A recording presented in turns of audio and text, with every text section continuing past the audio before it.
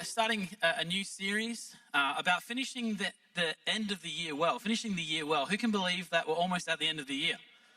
Doesn't it feel like we were just like at the start of the year thinking, what am I going to do this year? Thinking through all the different things I'm going to commit to. Who's followed through on all those things at the start of the year they said they were going to do? Who joined the gym and kept going? Don't have to put your hand up. It's a rhetorical question. Who started learning a language and is still on Duolingo and they've got a perfect score? Anyone? Well, someone at the back? Who said they're going to read the whole Bible this year and you're still in Numbers? Still in Genesis. Wow, okay. It's a deep dive. It's a very deep dive.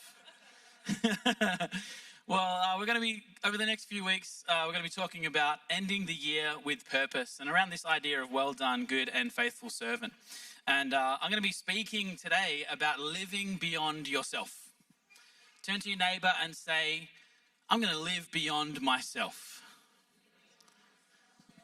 If you have a neighbor on the other side, you can say, sorry, I didn't choose you first, but I'm going to live beyond myself. Online, you've got to live beyond yourself as well. All right. There once was a young woman named Leah.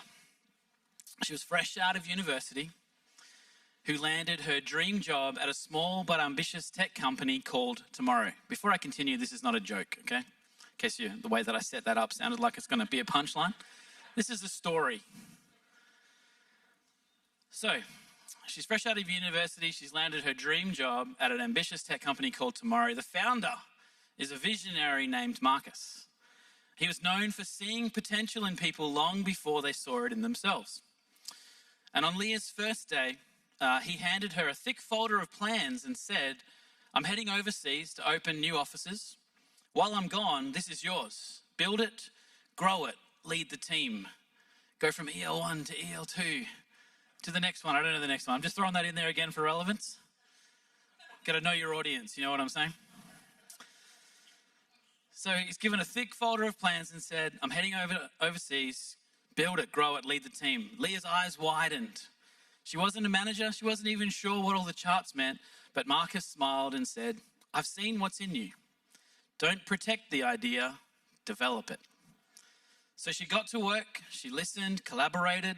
Her creativity inspired others, and by the time Marcus returned, the little division had tripled in reach and was shaping the company's future.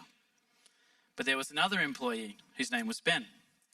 Now, Ben was brilliant and careful, but cautious to a fault. When Marcus left, he also gave Ben a folder, and Ben locked away his assignment in a drawer, thinking it's safer if I do this. I'm not going to stuff it up if I do this. And when Marcus came back, Ben proudly handed over the untouched plans, but Marcus looked at him softly and said, Ben, I didn't give this so you could protect it. I gave it to you so that you could partner with me and build something. He wasn't angry because Ben failed to make a profit. He was heartbroken because Ben never caught the heart of the mission.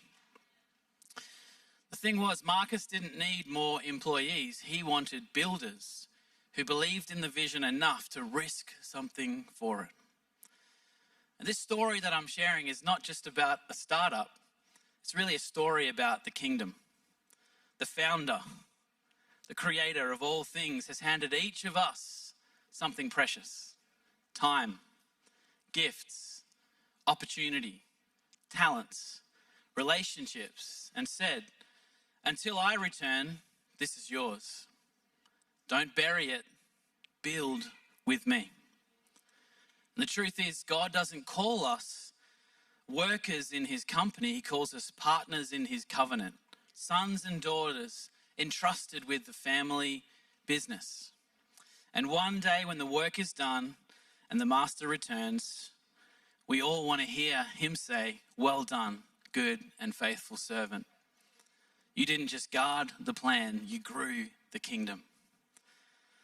You know, this is a story about the parable of the talents, which Jesus told in Matthew 25, verses 14 to 30. And it's a story of a master who entrusts 3 servants with portions of his wealth before leaving on a long journey. To one, he gives 5, to another 2, and to another 1. And the first two servants invest and double what they were given, while the third buries his talent in the ground out of fear. And when the master returns, he commends the first two, saying, "Well done, good and faithful servant," but rebukes the third, calling them wicked and lazy. And when Jesus was giving this parable, he wasn't giving a management seminar.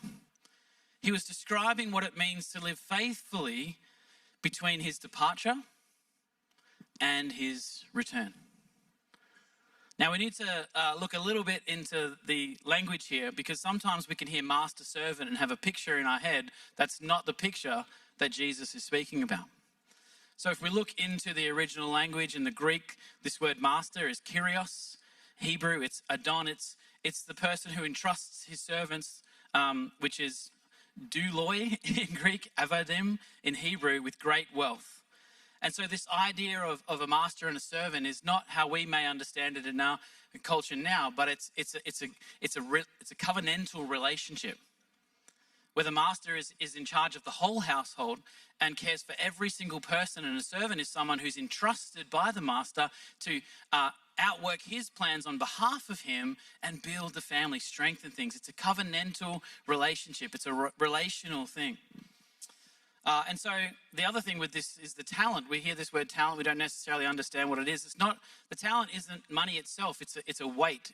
It's a unit of measurement of weighing gold or silver or whatever it was. And so when he said, gave them 5, 2, and then 1, this is a significant amount of money. Could be 10 to 20 years of wages that he's giving to these people. And so this isn't just pocket money that he's kind of throwing around. It's a massive trust. And the listeners, as Jesus was sharing this story, would have understood that this master was taking a great risk in doing this, and that his servants were being given an enormous responsibility. And I think this helps within us because we've been given so much by God. We've got to understand there is a great responsibility to us to build on what he has given us. That's the heart of stewardship, which a lot of people would use that word steward in relation to this. Everything we have, our time, our skills, our opportunities, it's all a trust from God given to us.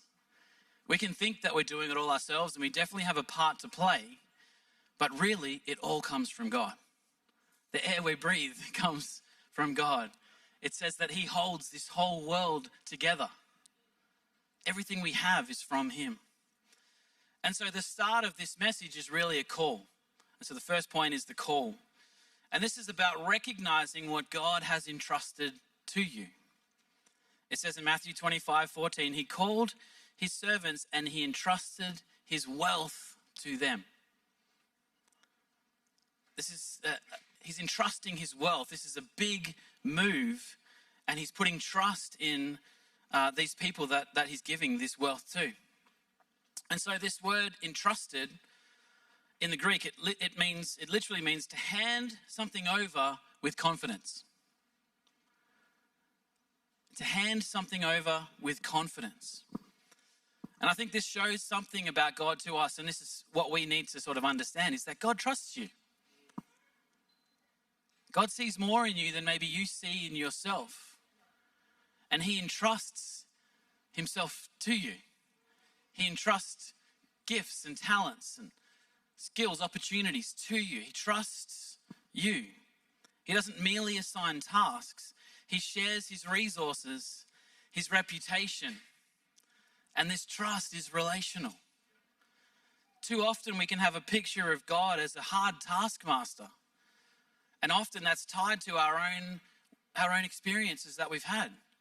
Maybe we've had a father or a father figure or someone of, in our lives that's been a hard taskmaster, that hasn't shown love where they should have shown love, that hasn't shown the kinds of things that we'd want to feel. And we can apply that same filter in the way that we see God. And anytime he asks us to do something, we see it through this filter of a hard taskmaster. God is relational. He wants us to know him as Father. And we have to understand he trusts us. He's not just assigning us tasks. He's sharing with us to invite us in to help partner with him in his covenant to build his kingdom. And Jesus I think, displays this in this in the way that he explains something when he's lost and his parents come and looking for him, and he says in Luke 2:49, "Did you not know that I must be about my Father's business?" And I think this idea of Father's business is the best way to understand what it is that we're called to do here on earth in terms of serving God. It's built on a foundation of relationship. Covenantal relationship. He's our Father, but there is work to do. There is a work element to this, but it's built within relationship. And so Jesus' relationship with the Father shapes his participation in the Father's mission and demonstrates that to us, that our relationship to God should shape how we participate, how we partner with God in outworking his mission. Our service to God, the things that we do with our lives, flows from relationship with him.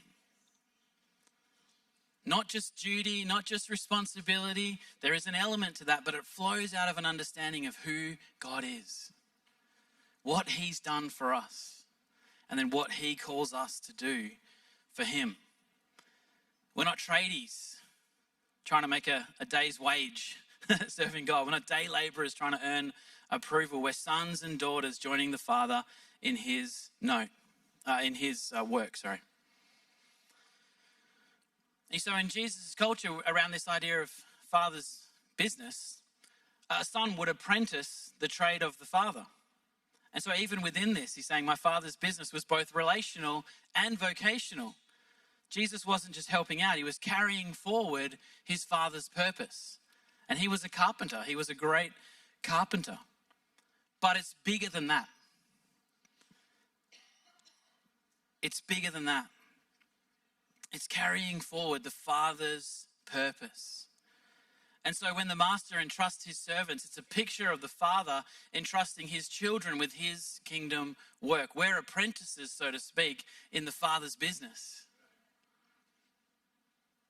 And we're learning what it means to work in that, to sharpen our skills, to advance his kingdom, to advance his mission, to go into all the world and to make disciples. We're partners in this. We're sons and daughters. So the first is the call. The call goes out. He distributes all of his wealth and invites his servants in. The second one is the choice. Faithfulness is proven in what you do with what you have. Matthew 25:16 says, "Then he who had received the 5 talents went and traded with them and made another 5 talents." What do you have in your life? What's God given you? What's God entrusted into your care? And what are you doing with that? Remember, it's built in relationship, but there's something that we need to do from this. And this idea of work within this, to labor, to trade, to produce, in the Hebrew, this word avad, also means to serve or to worship. And so it's a picture of work and worship intertwined together, meaning that we're not compartmentalizing our life, but actually it's whole life participation in God's purpose throughout everything that we do. It's not just spiritual, and it definitely is spiritual. It's this idea of whole life participation. Are there areas in your life that you've compartmentalized? That's a hard word to say sometimes, just so you know, compartmentalized. Should have practiced it a bit more. Are you compartmentalizing parts of your life, keeping them for yourself? Faithfulness isn't static. It doesn't stay still. It's movement. It's taking what God has given you and it's multiplying it for his glory. It's putting it to work.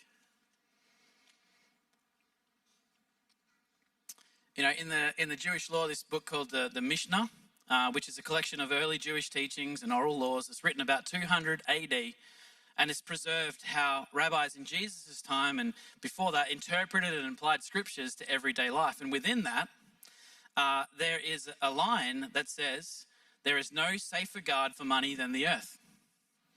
Meaning that burying money was considered the safest way to protect it, potentially. And so I've heard this story many times in my life and thought the thing that the guy did wrong was burying it. But potentially, culturally, they might have thought that was the best thing to do, was to bury it, because at least you protect it. I remember when I was a kid, I was given some money. My dad was in the Merchant Navy for a few years before joining the army, and he was a sailor. He loved talking about boats and pirates and ships and sailing the seven seas and all these different things. And I wanted to be a pirate, and I created a treasure map. And I buried some money in the backyard. And unfortunately, my treasure map was probably the wrong way around, and I never could find where I buried that money again. And you see, when we bury something, the risk is that we can't find it. God's given us these gifts, these talents, these times, these responsibilities, and if we bury it when we need it, where did I put it? I don't know. I'm following the map, and I can't find where it is. X marks the spot, but where's X? And this isn't meant to be a message that's, supposed to make you feel bad for not doing enough in any way. I think if that's the way you're hearing this, you're seeing it through that filter of God being this hard taskmaster. This is an encouragement for us to understand that God has given us so much. And it's not so that he can sort of lord it over us, but it's so that he can bring us into his plan and his mission, because we get so much out of that. Who's ever helped someone out? Maybe someone said, hey, can you help me move house? And then initially you're like, oh my gosh, yeah, okay, I suppose. Who's got a ute here or a van? I just need to know in case I move house. Okay, I see that hand. Thank you. I remember that. You're going to get asked at some point. But who knows, after a while, as long as the person you're helping is quite nice as well. I remember being a kid and my dad forced us to come to someone's house and dig a hole. I'm not sure what the hole was for, but we dug a hole, me and my 4 friends.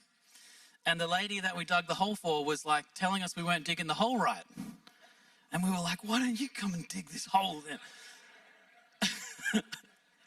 And so at the end of that experience, we were kind of a bit more disgruntled. It was a Saturday morning. We're 16. He got us out of bed at like 7 o'clock. We're digging this hole. Why are we digging this hole? No one knows why we're digging this hole.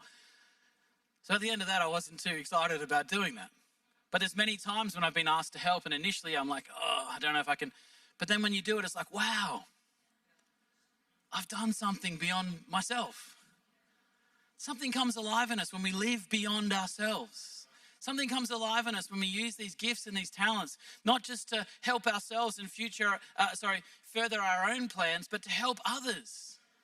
And this is a picture of what the church is meant to be. People who live beyond themselves, helping people within this community, but then outside as well. What a great story that Katie shared.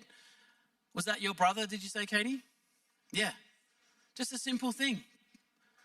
3,000 books. Maybe not that simple, but I go down to the green shed and buy books all the time. Not 3,000. But if you get an idea that's connected to purpose, something happens. All of a sudden you get vision. All of a sudden things start coming your way. You start meeting people who can help. Are we living our lives from the point of view of being ready for these opportunities?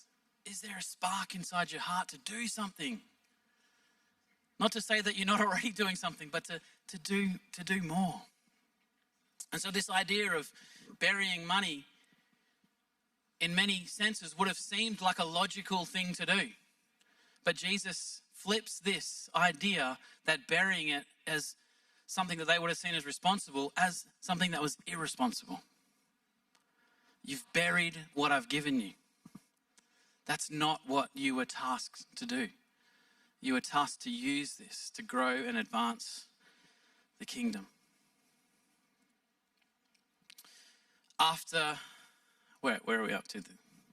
Lost my point. The choice. Then we get the challenge. And this is this idea of serving God means living beyond yourself. Who signed up to serve knowing that if you do a good job, you're going to get asked again? Who doesn't? Don't put your hand up. But who doesn't sign up knowing they can do a good job, but they don't want to get asked to do it again? Come on, I mean, we've got to be honest with ourselves here as well. We can struggle with this sometimes because the truth is, if you do something well, more is going to be added. And we see that in this talent. It says, Matthew 25:21, you have been faithful with a few things, I'll put you in charge of many things. But this is also how the kingdom advances.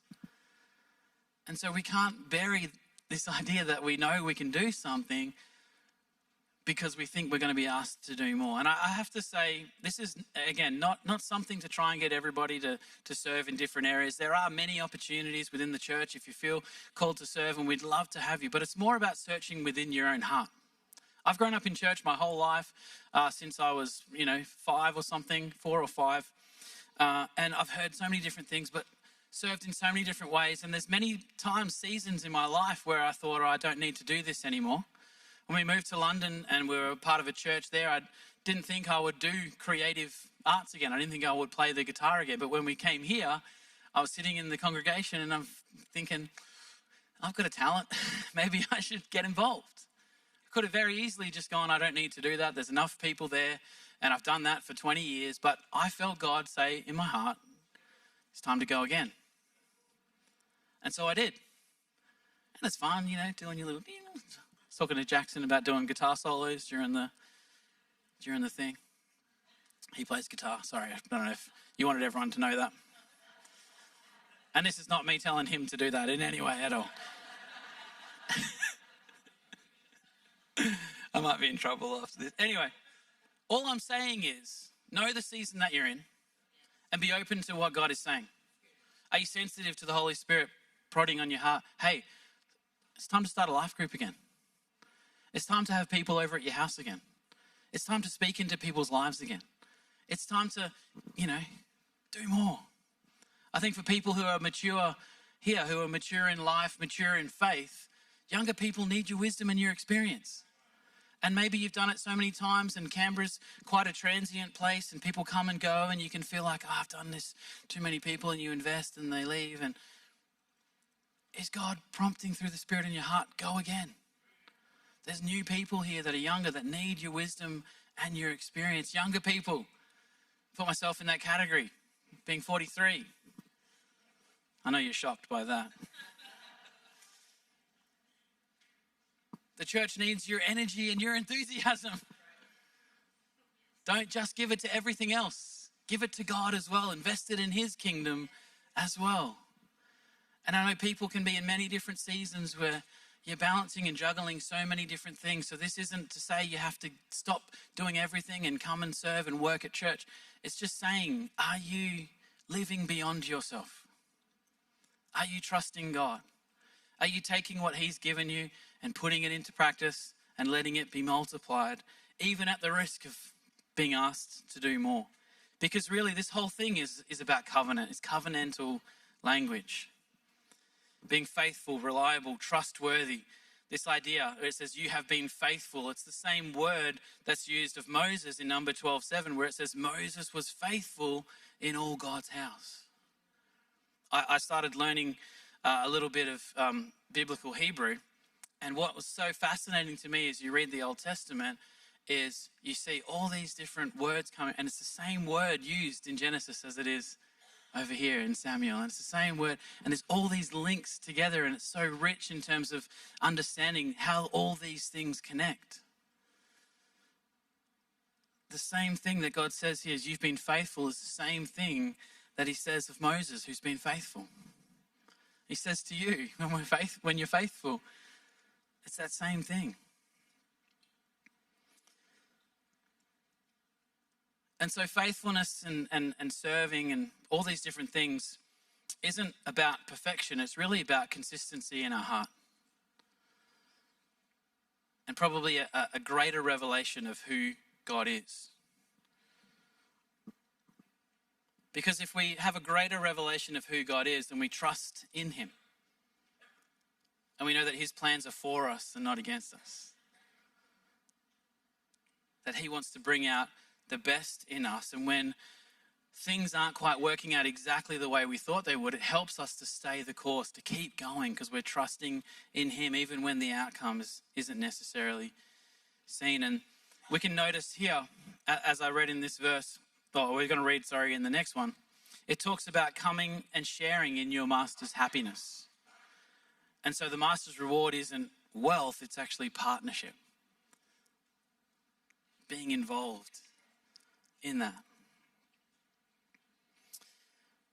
The fourth point here is the concealment. When we hide what God has entrusted us. I would have loved to have a big pile of sand on here and dig something in, put something in there and pull it out as a great visual illustration, but I don't think Pastor Linda would have wanted me to put too much sand on the stage.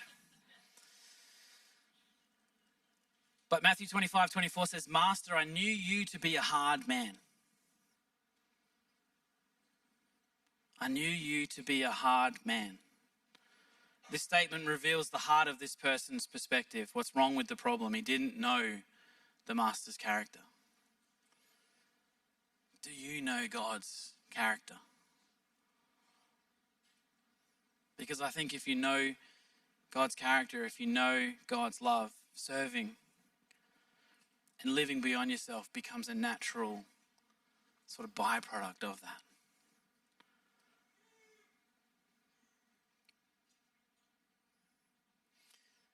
Think back to Jesus when he's lost and his parents come and look for him and they say, where were you? And he says, don't you know I must be about my Father's business? What do you think about when you hear that Father's business? Maybe some people work in their Father's business.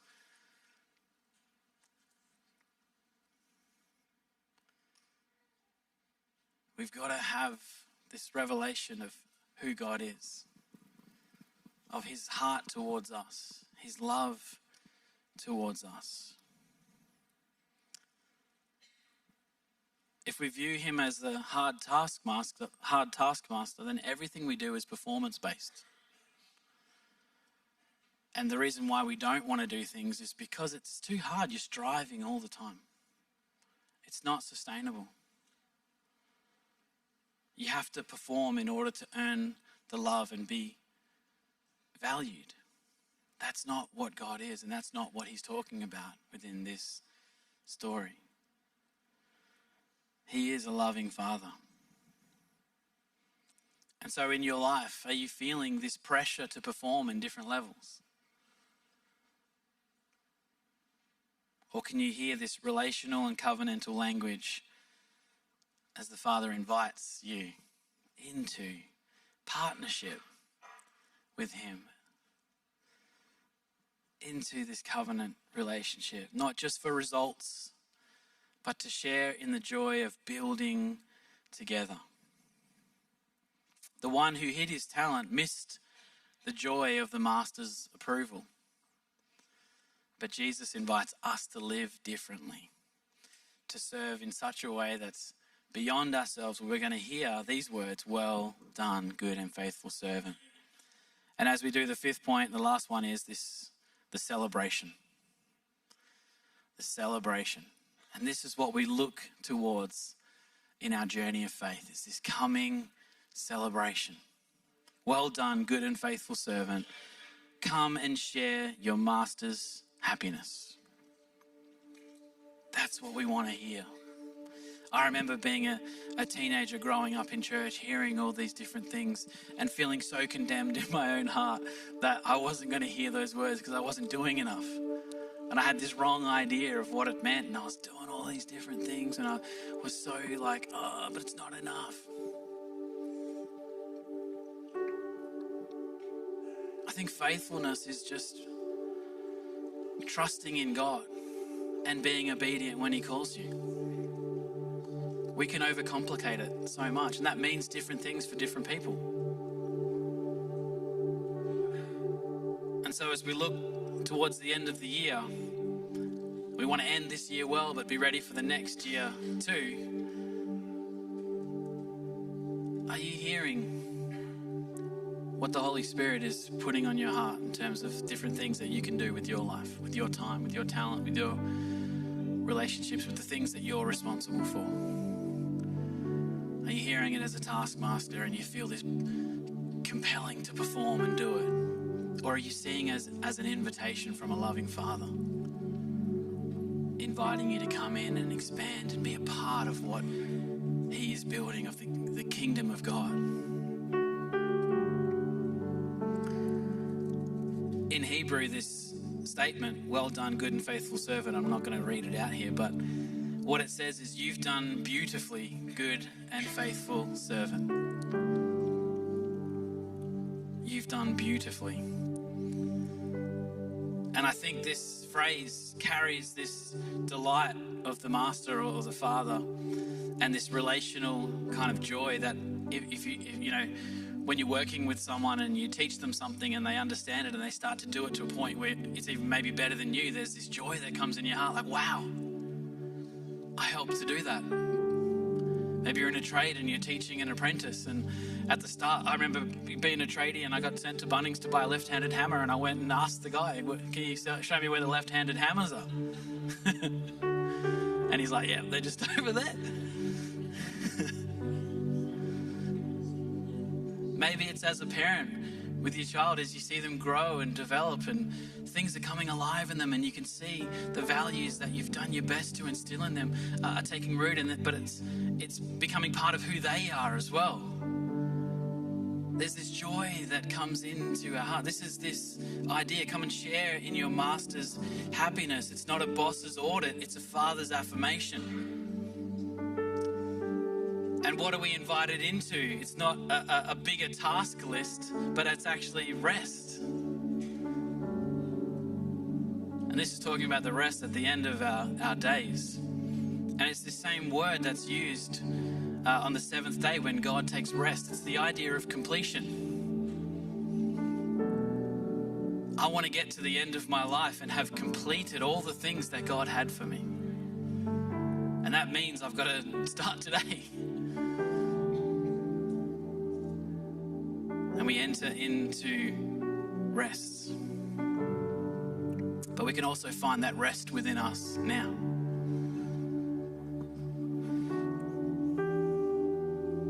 And so, bringing this sort of full circle back to this story. Maybe some of us are like Leah in that story, stepping out, risking, creating, sometimes failing, but pushing forward the plans of that business called tomorrow. But for us, it's the kingdom. And God's saying, keep building with me. Or maybe we're like, Ben, we're faithful in our heart, but we're fearful in action. We're keeping that folder locked away because we don't want to get it wrong. And God's encouragement is to us is that he didn't give you the gifts, talents, time, everything that he gave to you, opportunities, just so you could protect it and guard it. But it's actually so you could build something together. So this is what it means to end the year with purpose. It means to serve. Jesus says, I did not come to be served, but to serve and give my life as a ransom for many. He embodied this. It's to live beyond yourself. We can get so caught up in our daily lives that we're stuck in our own world. And that's not a condemning thing that I'm saying, it's reality. And so we've got to have something that breaks us out of that. Write on your mirror, live beyond yourself. Put a Bible verse on your fridge. Put it on the lock screen of your phone. Do something that helps break you out of that box that you can be conformed into where you're stuck in your own world. It's not about playing it safe, because there's an element of risk whenever it comes to serving God. But it's a calculated risk. It's an educated risk, because God is a good God and he loves you. So, where have I been burying what God has entrusted to me? What does being about my Father's business look like in my season right now? And am I serving from relationship or just from responsibility? Maybe you're here today and it's the first time in church. I want to welcome you. Or maybe you've been coming for a little while and you want to find out more about God. You're on a search for truth. This story is ultimately a reflection, as many stories are, of what Jesus did for us. how he partnered with the Father, fulfilling the purposes. And that purpose was that sin had come into the world and it separated us from God. In many different ways, people have tried to kind of cross that divide by doing good things, by being good people, or many other things, but it's not enough.